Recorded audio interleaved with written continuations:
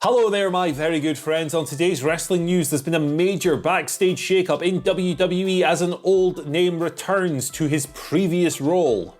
Potential spoilers on the two major NXT announcements set for tonight's show. AEW Dynamite is going to feature an explanation of what the hell happened with that crazy explosion at Revolution. And Kenny Omega is set for a title versus title match at Impact Wrestling's Rebellion pay-per-view next month. I'm Adam Wilborn. And I'm Andy Murray. And this is the news. All right, we're going to kick things off with John Laurinaitis. He's back and better than ever. Got a knack for making things better. That's Eric Bischoff anyway. It doesn't matter. He's back on the scene in WWE. He never really left, of course, but he's back in his old role as head of talent relations. Now, WWE haven't announced this themselves yet. An official announcement will presumably be forthcoming, but this is a breaking report from Dave Meltzer of the Wrestling Observer just about an hour ago, so it's fresh. Laurinaitis was returning to the role that he held previously from 2004 to 2012. He took it on from Jim Ross, was there for a long time, eventually stepped away from it to focus on returning to his role as a road agent, which he was after joining WWE in 2001 behind the scenes in the first place. So there's a bit of a reshuffle going on here as well. Laurinaitis' official job title here is going to be General Manager Talent, and he will report to Executive Vice President Brian Blum, Vice President of Operations, I should say there. But this, they're reconfiguring WWR, their talent relations department, a little bit here. It's being split into two, effectively. That's what's happening here. There's going to be one side talent management and one side talent branding. On the talent branding side, that's apparently going to act kind of like a talent agency. So it will be WWE kind of booking third-party appearances for wrestlers on TV shows, commercials, outside media appearances, all that kind of thing. Feels to me like an extension of the third-party platform ban that we have heard all about over the past few months. But John Laurinaitis is back in. We'll bring you further details on this situation, probably on the website rather than on video as this emerges.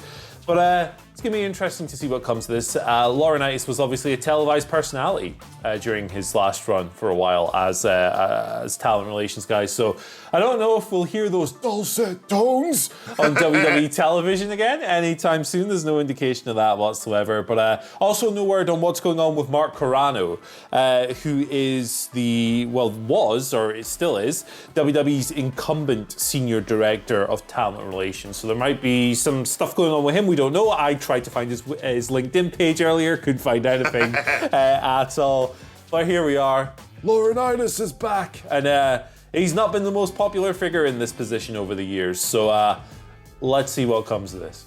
Yep, well, that's the women's division buggered, isn't it? More swimsuit models are going to be joining over the next few months. We're going to get the wrong one-legged wrestler signed again. And I don't know, maybe they're going to say, let's see if Cameron Grimes will work on the main roster. Just come to a Monday Night Raw and we'll shave your head to see if we can see what you look like and then send you back to Triple H with that hat firmly over your ears. Well, I don't really know what to make of this. My only real knowledge of Johnny Ace in this role is from interviews with Jim Cornette, for example, complaining about the history he used to have with Laurinaitis.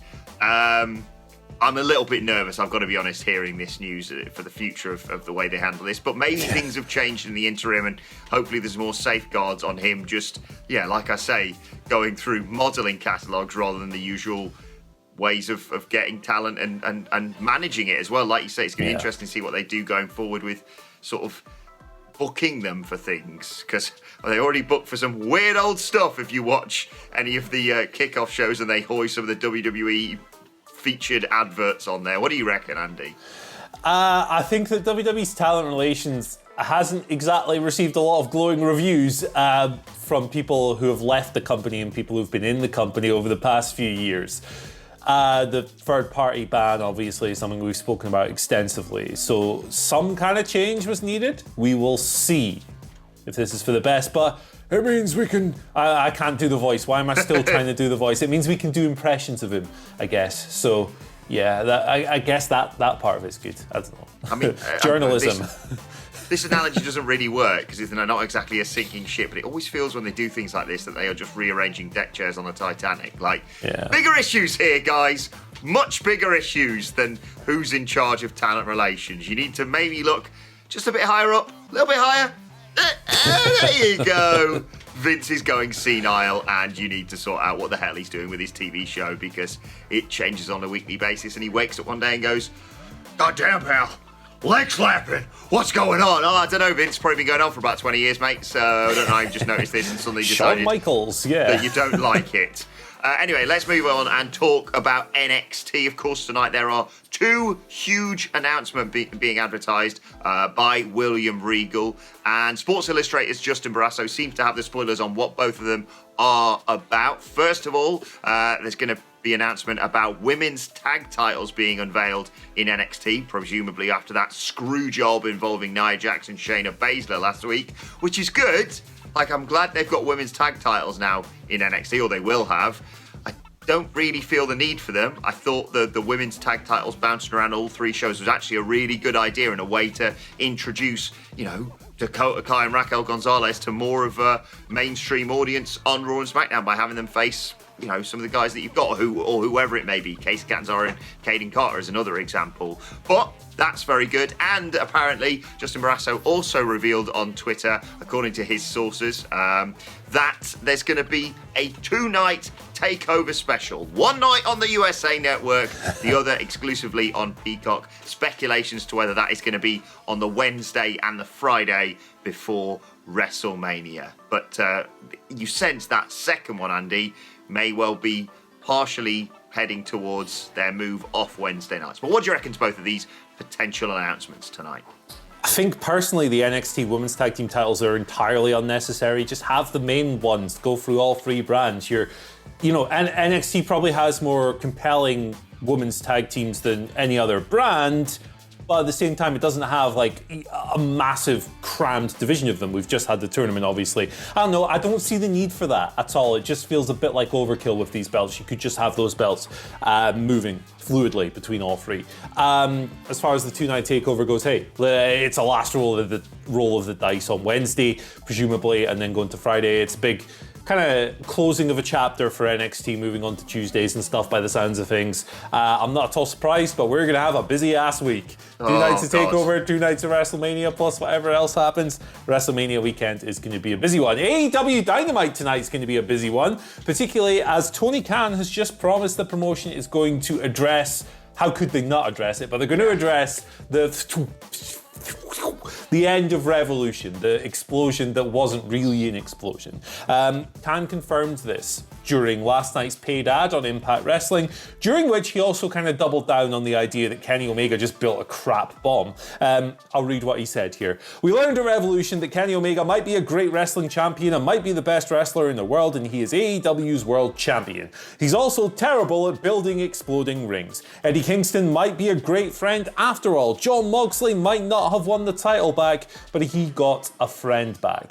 The exploding ring ended up not being enough to seriously harm either man. But that doesn't take away from what Eddie Kingston did. We'll find out why he did what he did and what happened out there at the end tomorrow night on Dynamite, and so much more." So it sounds like we're getting Eddie Kingston trying to save this situation.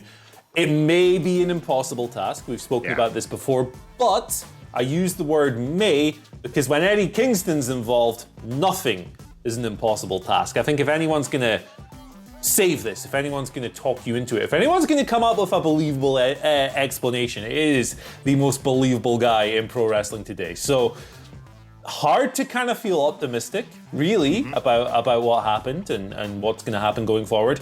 But it's Eddie, he's the best.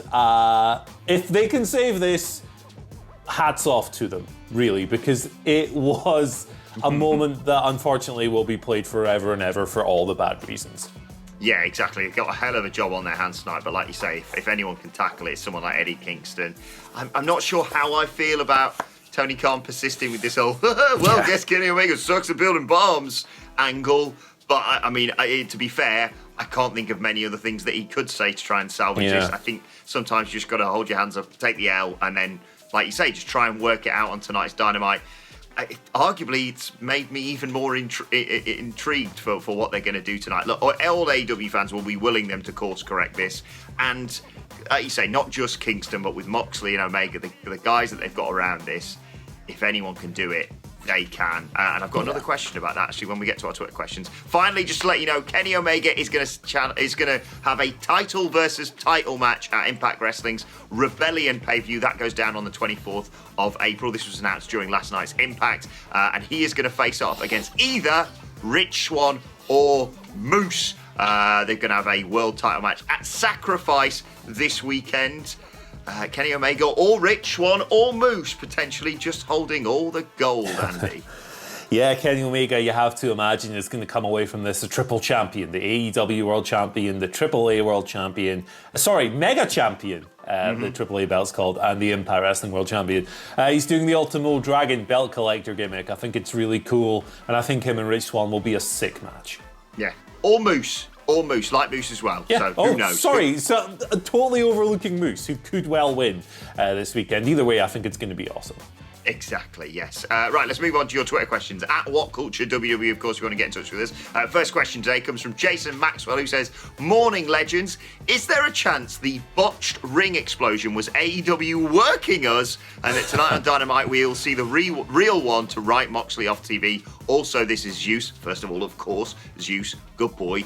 And even I didn't think that horrific botch fail at the end of the pay-per-view was a work, and yet some people watched Revolution and thought, they're baiting us to watch Dynamite. It's a weird work if it is one." Yeah, I think if the intention coming into this was a work from the start, I think that's not a good idea, because why would you open yourself up to that level of ridicule, number one? And number two, I don't think people would buy it if they come out and go, hey, it was the plan all along. However, that being said, if you are going to put over the idea that it was done on purpose and that Kenny Omega just can't build a bomb, you have to have it blow up on Wednesday, right? You have to have it blow up properly tonight. So I wouldn't rule that out entirely. I think having the full explosion with massive puffs of smoke and everything else like we've seen in Japanese death matches in the past would actually be quite an effective way to do this. Mm-hmm. So if you're gonna go with the work, you have to do it. I don't know if it's the way I personally would go, but I have no idea how to dig out of this mess. So all ideas at this stage I think are quite valid, and I would not be totally surprised if they did this. Yeah, very interesting to see how they write Moxley off TV, whether they say, look, just what he suffered on Sunday is enough to take him out of action, or whether they do something tonight. But I am looking forward. I saw a clip on Squared Circle today of Kenny Omega talking a while back, saying, it's always the technical side of things that really worry me. It's like, oh, God, yeah, sod's law, isn't it? He's going to come out tonight, all the pyros is going to go off, and he's going to be like, oh, so now it works. So, yeah, very interesting to see what they do with all that. Jake King with the second question of today. Jake asks, is there any belt design that you miss or would bring back? I'd personally bring back the old black and silver NXT women's title and the old NXT title. Oh, yeah, with the big X. Yeah, I remember that. Yeah, I think it's finally time for WWE to bring back a true world title design. You look at the Universal title, and it looks like a kid's toy. It used to look like a fruit roll-up, now it looks like God knows what. You look at the world title, and yeah, it's okay, but it's kind of basic. Anyone could have designed that themselves in paint or whatever. You gotta bring back a true classic world title design that screams prestige, that screams integrity and everything else that comes with that belt. You've gotta bring back John Cena's spinning belt. There we go. Exactly. And whilst we're at it, let's bring back the big Butterfly Divas belt and the shiny penny tag belts. Come on, guys, let's take it back to the old school. Right, final. You got a choice here. 2 questions from Mark Lee Willis. Andy, would you like the serious question or the funny question? I'll take the funny question and give you an unfunny answer because I'm that guy. Okay, Mark Lee Willis asks, is there a particular thing that enhances your pay-per-view whilst watching it? Adam's reactions to particular spots make me cry laughing. Sorry. He's probably pointing out the fact that I watched a lot of that death match on Sunday behind a cushion. But yeah, what enhances your pay-per-view watching experience, Andy? I told you I was going to give you a boring answer to your funny question, and the boring answer is coffee, because these things start at 1 o'clock in the morning in the UK and they finish at about 4 or 5. You need your caffeine, man. You need your boost. So, yeah, I mean, without them, I would be falling asleep. So, shout outs to all the coffee beans. But the thing that enhances it for me is a big old bag of Skittles Chewies, which is Skittles without the shell. And I wasn't sponsored to say that. I'm just a fan, and I need it. Like you say, first world problems. Me and Andy went to bed, I think, at about 7 a.m. after Revolution. Yeah. I literally was falling asleep when I heard the missus's alarm to wake up go off. But I think the other obvious answer that Andy and I were talking about before we recorded, friends would really be nice to watch a pay-per-view with people. I know Phil was probably sick of me jumping all over him when stuff happened, or Nicholas getting me having a breakdown sat next to Adam Nicholas. But my God, do I miss sitting next to people and watching pay-per-views. We're nearly there. Please, everyone, wear a mask. We are so close. Come on. All right, let's move on to today's and the wonderful Beth Phoenix, who just tweeted out, "Dear everyone, I'm excited to see Jazz, Molly, Holly and Victoria enter the WWE Hall of Fame. Please and thank you." Quite right, just want to throw our support behind that, Andy. And let's chuck Mickie James in there, because she's a legend in my eyes. All four very worthy indeed. Yeah. Victoria is someone I had to double check 3 times that she wasn't already in the Hall of Fame. Yeah, I know she's someone who's been mentioning around it, but it's astonishing she's not already in there. And certainly Phil Chambers leading the charge on Molly Holly going in. All right, let us know your thoughts on that and all today's news stories in the comment section below. Don't forget to like, share and subscribe. And subscribe to What Culture Wrestling on either iTunes, Spotify, or wherever you get your podcasts from for daily wrestling podcasts. Myself and the Dudley Boys sitting down to preview 2 amazing shows tonight as part of the Wednesday Night War previews. Plus, you can let us know your thoughts and Twitter questions on Twitter at WhatCultureWWE. Well, actually, follow both of us. You can follow Andy Murray at Andy H. Murray. The H stands for Happy Birthday Luchasaurus, who today is 65,001 years old. Congratulations to Jungle Boy's dinosaur dad. Happy birthday, Luchasaurus. Lovely bloke, friend of the channel. I distinctly remember interviewing him about a year and a half ago. And at the end of the interview, revealed just had a puppy sat on his lap for the whole time. And my heart nearly exploded at that point. Happy birthday, Luchasaurus. I was about to say blow out your candles. No one liked that many candles. That's insane. Right, you can follow me on Twitter at Adam Wilborn. Follow us all at WhatCultureWWE. But for now, my thanks to Andy Murray. Thank you for joining us. And we will see you soon.